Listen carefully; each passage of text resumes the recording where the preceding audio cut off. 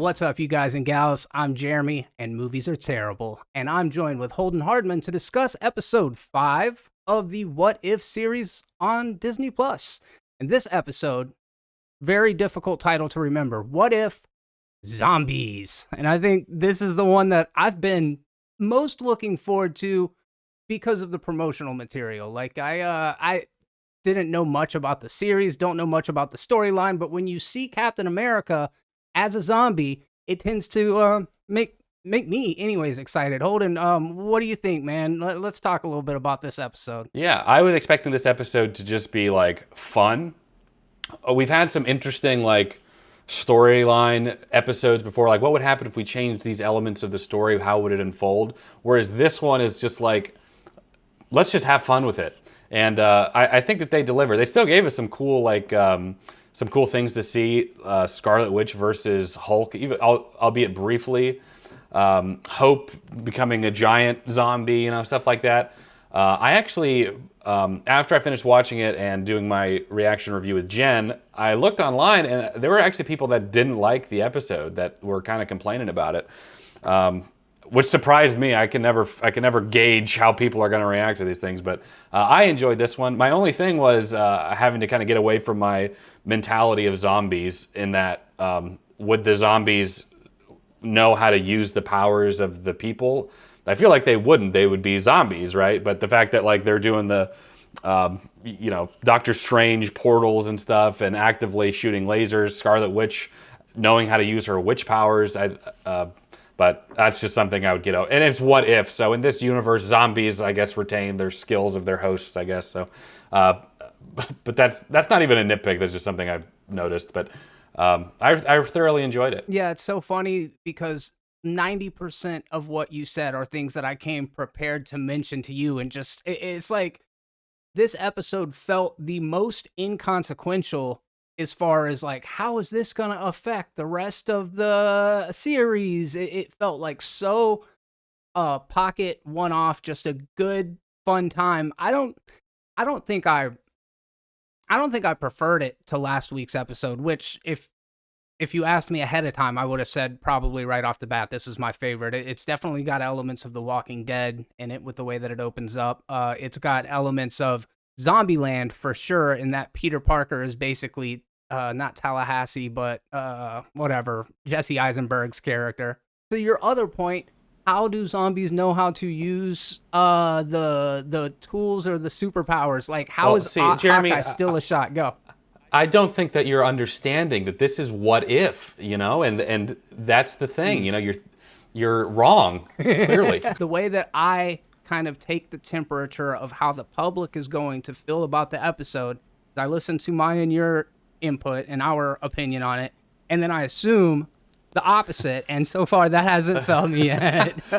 Yeah, and I do want to be clear here because we're gonna get crap for it. I have no problem with Hawkeye zombies shooting arrows. That's what I'm here for. Yeah. I'm here for the fun, ridiculous stuff. But that was just something I was like, I had some distance in my brain as far as wait, these are zombies. How is he shooting arrows? But that's who cares? Who cares? This episode was pretty gross at some times, and I appreciated that. I mean, this is violent too. Yeah, absolutely. When the swarm of wasps, ants, I think it must be wasp at the beginning, just come and devour the characters, and I think even Bruce is like, oh, gross. I think this was a fun episode. I think you nailed it.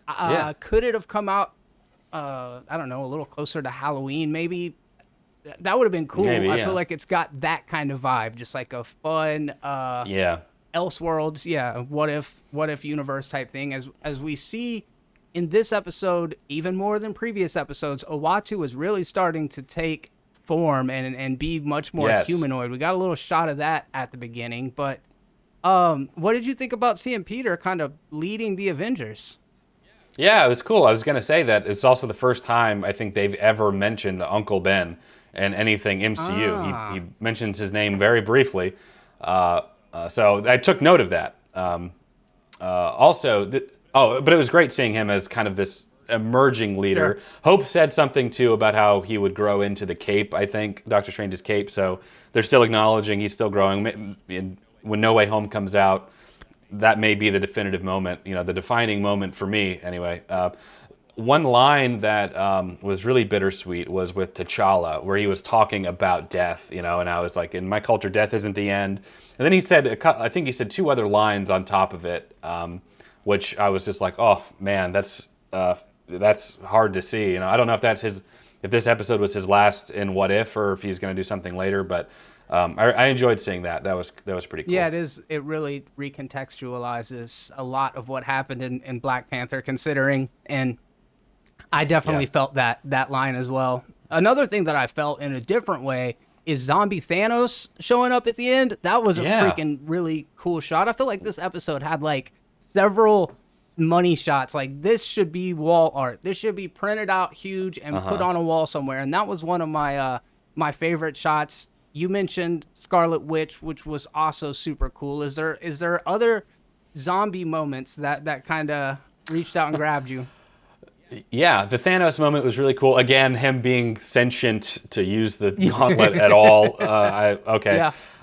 But they straight up decapitated Tony Stark, which I was like, oh my God. Especially for a Disney series, seeing Bucky with Zombie Cap. I gotta tell you, a gripe I had was that line where he's like, I guess this is the end of the line. I'm like, oh, whatever. My eyes rolled. All right. There was a bit of that. It was very hokey, which I think helped it tonally, because like it was, it always was teetering between, oh my gosh, this is horrific violence, with this is kind of silly inherently, and yet, we're still Disney. Yes. If we're gonna for every head decapitation, we have to have 2 more Paul Rudd jokes. That was a weird thing, dude. Seeing a disembodied Paul Rudd as a head, like there's some weird shit in this. And in Dark Vision, I thought that was a kind of interesting thing to explore.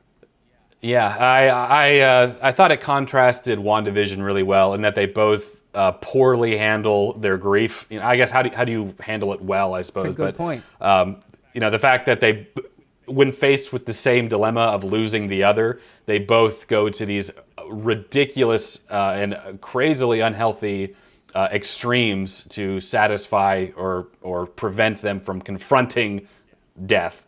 And Vision did the same thing. So I thought that was cool.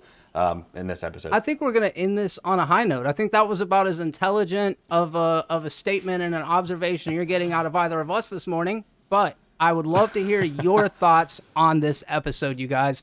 Let's carry on the conversation. What did you think about the Marvel What If Zombies episode that we just now got? Also, as Holden mentioned, he does a reaction every single week with Jen over on the Holden Hardman YouTube channel. So if you're not subscribed and you hadn't been checking those out, make sure you do. I'll post a link down in the description. If you enjoyed this video, do me a favor, click the like button. And if you want to stay up to date with all of the Marvel-related content, as well as tons of other great stuff, all you got to do is subscribe, click the bell to enable notifications, and then cross your fingers that those notifications come through. On behalf of both me and Holden. Oh, thank you for coming, Holden. It's always a pleasure, man. Yeah, I'm glad to be here. Yeah, for sure. And we will see you guys on the next episode. Peace. I